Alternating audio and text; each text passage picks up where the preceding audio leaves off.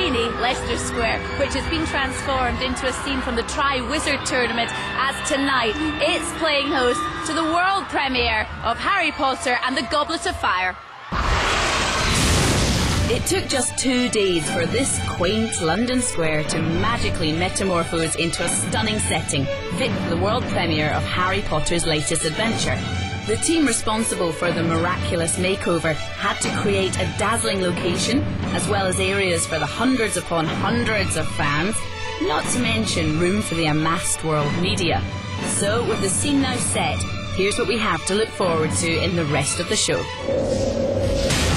Find out what's in store in Harry's 4th year at Hogwarts. I don't know how they can press that book down into this film. They've done a really, really good job, but so much happens. It's bang, bang, bang, bang. We discover what Daniel and Rupert are really like with girls. Well, I'm better than Harry in this one. I mean, I can talk.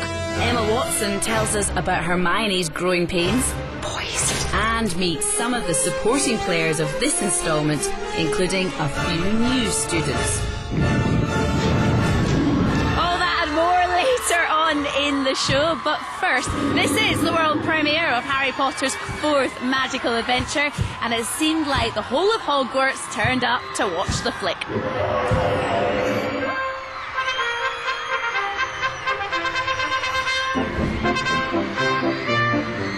The director is Mike Newell. And what do you think of the crowds for your premiere? I think they're all mad. Every one of them. The hysteria out there, you wouldn't shake us. Listen to them! Go on, shout! See the control you have. It's incredible, the amount of people who are here. I can't believe it. It's so surreal. No, it's a bit scary, yeah. No, these are crazy. Every time we come to these, they're always a bit scary, yeah. But no, they're good fun, yeah. You see, you're always so calm and cool about it as well. Well, outside I am. It's amazing how there are only girls here. I can't see a single guy in the audience. Well, it used to be a sort of little alleyway, and now it's a whole of Leicester Square, which is quite... I don't know where they're going to spread out to next year. I can't believe how many people are here. I think that there are actually more people here than there were last year. If that's physically possible, it's huge. It gets bigger and bigger every year. I really think it does, and I think I really hope it lives up to people's expectations. I think this is the biggest and the best yet. It's incredible. You know, I am absolutely thrilled. Have you seen the film yet? No, I haven't. I'm really looking forward to it. That's why I came. I didn't know all this was going to happen. Thought I'd get the pictures. Is that what happens when you walk along the street? You just get screamed at? Oh, well, you know, it does happen sometimes. Every time I just walk down with all the fans and everything, it was like, oh my God, you know? It's like you can go over, have fun, talk to them, sign autographs, so it's absolutely great, you know? I'm absolutely amazed. This is crazy. Everyone's been waiting for you. Some people have been here since last night. Can you believe that? No, I can't. You're mad, but wonderful, wonderful people. Thank you so much for coming. You're absolutely amazing. To wait here in the rain, it's fantastic. Thank you so much. Well, that was just a taste of who came along to the premiere. But what about the movie? What does Harry's 4th adventure have in store for him? Well, between the return of Voldemort and Harry and Ron trying to secure dates for the Yule Ball, let me tell you, it's quite a year. Now the moment you've all been waiting for. The champion selection. I don't know how they can press that book down into this film. They've done a really, really good job, but so much happens. It's like bang, bang, bang, bang. Do you think we'll ever just have a quiet year at Hogwarts? No. Well, I didn't think so. The hormones are raging and he has to ask someone out to the Yule Ball and he has to learn to dance and he has to fight a dragon, he has to swim underwater and he has to battle Voldemort at the end and then he comes into contact with death and he sees his godfather in a fire. Well, this year they're all sort of, all the characters, they're sort of all grown up now and they're all sort of like, it's their teenage years at Hogwarts. If you can't protect me now, then who can? I'm afraid there are no more easy answers, Harry. He arrives thinking that he's just going to get a normal year. For once, at last, he's going to get a normal year, and he discovers that the school is going to play host this year to 2 other schools who are going to have a traditional competition. One is a school of gorgeous French girls, the other is a school of very butch East European boys from Bulgaria. And so suddenly there are these exotic new creatures there, and they're all going to compete in a thing called the Tri-Wizard Tournament. I'm so pleased that we just had kind of sports day at my school. Yes. Because it was so much easier. When you just had the egg and the spoon or the sack, then yes. I used to practice for the sack race by getting a pillowcase and jumping around the house, which used to irritate my parents. But I can imagine. Yes.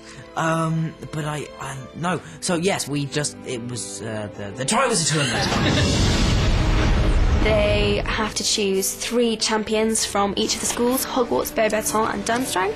But a 4th name gets pulled out when it's only meant to be 3, and that is Harry Potter, so he is entered for the competition too. Harry Potter! The rules are absolute. The Goblet of Fire constitutes a binding magical contract. Mr. Potter has no choice. He is, as of tonight, a Tri-Wizards champion. There's 3 challenges, dragons, underwater, and the 3rd one, which is the maze. Go! Why don't you just go and talk to him yourself? Just drop it. Well, especially sort of changing a little bit, like the whole... they have to get partners for the Yule Ball, and he's got a bit more of an attitude this time, I think, as well. In the beginning, him and Harry clashed quite early on, so that was quite a different thing. You mean stupid? Yeah, that's me. Wrong reason, Harry Potter's stupid friend. The thing with Harry, I think, is the whole sort of Tri-Wizard Tournament thing, and I don't know, I suppose he thinks of Harry sort of always the hero, and I suppose he gets a little bit jealous of that, yeah. Why so tense, Potter? My father and I have a bet, you see. I don't think you're going to last 10 minutes in this tournament. I think the biggest challenge is making sure that the story is a human story and not just a fantasy story. In other words, it's much more about the people than it is about the dragons or the mermaids. I'm scared for you. And so he goes through a lot in this one. Just another year of Harry Potter's life. Exactly. Expelliarmus! Now, they say you're only as good as the people around you. Well, in Harry's case, that means Ron Weasley, played by Rupert Grint, and Hermione Granger, played by Emma Watson. Now, things really have changed a lot for them, both on and off screen, over the last few years, as I found out recently. Well, Hermione, you're a girl. Very well spotted. Can't we run away? Now, I want to sort something out here. Does Ron have a crush on Hermione? I don't know, really. A lot of people have sort of said that. It's always sort of been sort of suggested through the other films, and I don't know. He does get a little bit jealous at the ball, yeah, definitely. So maybe. Is that Hermione Granger with Victor Crumb? No, absolutely not. I think she's still very much, you know, there's a line in this one where she's just going, boys, just because, you know, they do some funny things, those lads. You know, they have a really big argument. Neither of them can really remember how it started. Well, you can tell Ronald... I'm not an owl! And eventually they make up. But, you know, it takes a while, and I think she raises her eyebrows a lot at how they deal with all of the girls in the story. He just asked Fleur Delacour to the ball. Actually, he sort of screamed at her. It was a bit frightening. So do you find it easier or harder to kind of chat to girls now? I've always felt I've never been that sort of really sort of smooth, but I like to think I'm a little bit better than Ron, I think. What did you do then? What else? I ran for it. And this is the 4th one. I can't believe it. You're almost halfway. Well, you're halfway through, aren't you? Yeah, I guess. Yeah. I mean, yeah, definitely. Have you thought about life after Harry Potter yet? Not really. I mean, I want to continue doing these films if I can, because I mean, I have a really good time doing them, and they're really good fun to make, and I'm really enjoying myself at the moment. Yeah. We can do this. The 3 of us can figure it out. You know, you'd think that maybe after being in a film, in a particular story for 4 years, you'd start to get a bit bored or a bit complacent, but I'm still...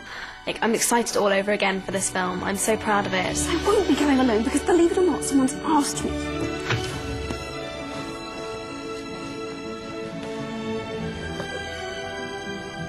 And I said yes.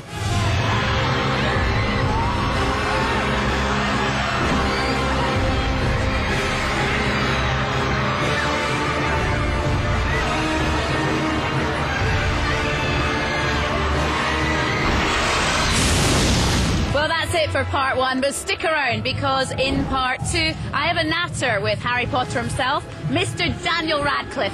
Harry, sort of does most things wrong and just the important things he does right.